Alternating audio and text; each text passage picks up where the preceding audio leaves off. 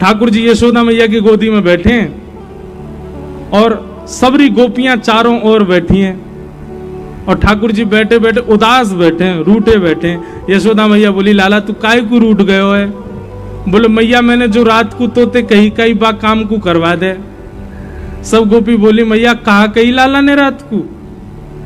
यशोदा मैया हंस के बोली, अरे कहा बताऊं, रात में मुझे यूं करो मेरो ब्याह कराए दो। मैया अब मैं बूढ़ा है तो जा रहा हूं, मेरो ब्याह करा दो। 3.5 बरस को भयो अभी और यूं करो मैया अब का मेरो ब्याह तू बुढ़ापे में करावेगी, अब तो मेरो उम्र हैगी, मेरो ब्याह करा दे। ऐसी ऐसी बात तन्ने बनावे। सो एक गोपी बोली, अच्छा लाला ब्याह करेगो? बोले, हाँ करूंगो। कैसी छोरी ते करेगो? बोली, मैं ढूंढ के अपने आप करूंगो, जैसी मुंह को भावेगी बात करूंगो। तो सब गोपियों ने विनोद में कही, लाला इतनी सारी गोपी बैठी हैं यहाँ पे, तू अपने आप एक काम के ढूंढ के जो तो को बढ़िया लगे, बाकी गोद में जाके बैठ जाओ, जाके गोद में तू बैठ जाएगो भाई तो तेरे ब्याह करा देंगे। लाला बोलो, सांची? बोला, हाँ सांची। सो ठाकुर जी यशोदा मैया की गोद ते उठ गए। गोपी इनके घूंघट उठा में, मैया जे तो बूढ़ी है गई, जाते ना कर रो। दूसरी गोपी के पास गई, मैया जी तो कानी है या की तो आंख ही ना है? अच्छा है नहीं, जबरदस्ती ठाकुर जी बोल रहे हैं।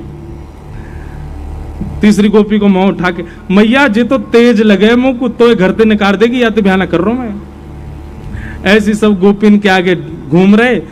वहीं दूर एक बिना दांत वाली गोपी बैठी, बूढ़ी बिल्कुल 120 वर्ष की। वो मंद मंद मुस्कुरा रही और मन में सोच रही, बोले लाला तो सबरी युवा युवा गोपी इनके पास जाएगो, अब मैं कहा करूं, मैं तो इतनी वृद्ध है गई, मैं तो उबा पंक्ति में ना बैठ सकूं जहां लाला घूंघट उठा रहा है।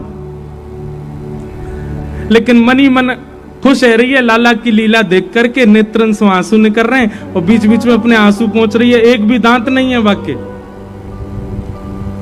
लाला सब गोपी इनके घूंघट उठा उठा के देख रहा और सोई ठाकुर जी की दृष्टि पड़ी, वो बूढ़ी बिना दांत वाली गोपी बैठी का है। ठाकुर जी बोले, मैया तेरी बहू मिल गई, और दौड़ के गए और बिना दांत वाली वह गोपी की गोद में बैठ गए। मैया मैं तो यही तो ब्याह करूंगा।